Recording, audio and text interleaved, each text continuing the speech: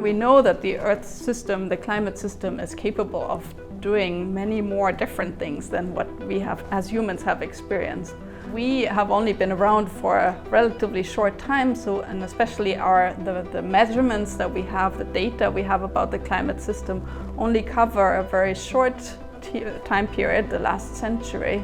We use different methods to learn about past climates. For example, with stalagmites that we can find in caves, we know that they contain tiny amounts of the ancient drip water that once formed these samples. We can reconstruct the temperature in the cave at the time when these layers closed off. And so we basically have a built-in thermometer in these rocks that allows us to reconstruct temperature 100,000, even millions of years back in time. By reconstructing past climates, we also generate data that can be used to better train the models that we then rely on for predicting where the climate goes in the future. By generating these records from different places in the world, we can look at what is driving what and at how quickly do different parts of the system respond. I think there are a lot of methods that for a long time were in the domain of computer science. So particularly I'm thinking of machine learning and AI, but also to an extent things such as 3D modeling.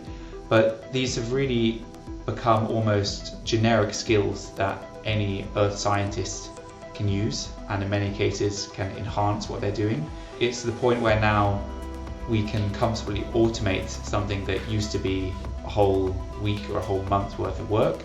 You can use these AI or automated techniques to go through and look at a much larger data set in a way that you maybe wouldn't have been able to before.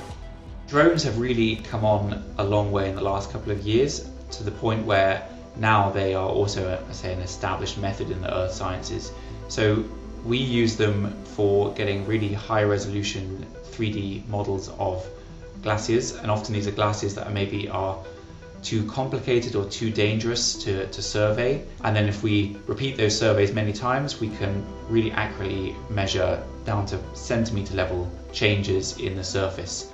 Before drones were so commonplace, in terms of remote sensing, you would typically use high resolution satellite imagery, but this is really expensive. A single acquisition can easily cost 5,000 euros. So drones allow us to kind of really use that time window to be there, and when the cloud conditions allow, when there's no rain and minimal moisture, we can take off and start surveying. So it allows us to kind of really use those short periods of time to get valuable data. Geohazards are natural hazards that are linked to geological and geophysical processes. So that can be, for instance, landslides or earthquakes, tsunamis, volcanic eruptions, floods or similar events. And it's important that we understand these events because they can interact with human activities and with the built environment, and thereby cause human casualties and infrastructure damage. And in order to prevent such natural disasters, we need to understand where these events are happening, how often they happen, how big they can become. So we have different types of instrumentation for different types of hazards. For example, we have seismic networks that allow us to monitor earthquake activity. So then we have networks of seismic sensors that provide us data in real time, which we can use to build up catalogs of earthquake events, but also to determine source parameters such as locations and magnitudes immediately after an event has happened. So we're dependent on having stable and robust instruments that we can deploy in the field, but often also we require real-time data transfer, which means that we need stable and fast communication networks. Sometimes we're deploying instruments offshore, so in that case we need access to research vessels, for instance, or we may need to use helicopters in order to reach remote field locations. My whole group's research is being done in the deep ocean. So it's one of the places on Earth where we know the least, just because it's so difficult to get down there and explore. You can imagine it would be something like exploring the Amazonas, 4 men with flashlights in a dark night. That's how we do it. And this is areas that covering more than half of the entire planet. Some of the reasons why we want to explore the deep ocean is that it holds the answer to a lot of interesting questions that we have. And those are related to how did Earth evolve over time, how does plate tectonic works, how are minerals formed, mineral deposits that we mine today, how did life originate?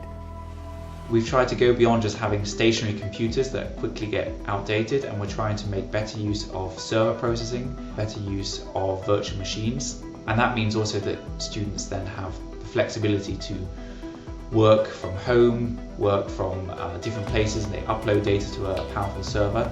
We need a range of experts. We need geoscientists, but also we need, for example, engineers, or we need social scientists and other types of experts. So we are training the geoscientists to be good disciplinary experts, but also to be able to interact with these other types of experts. The young researchers that are in our group, first of all, should get a really thorough understanding of the analytical part of our work, but then it's also really important that they look broader in order to use the results they're generating and understand them. They need to speak with other climate scientists, for example, the climate modelers or the ones looking at the present day climate. And we're fortunate in Bergen that we have the Bergen Center for Climate Research here that we are all part of. That is basically an institution that brings together climate scientists looking at past, present and future climate with different methods.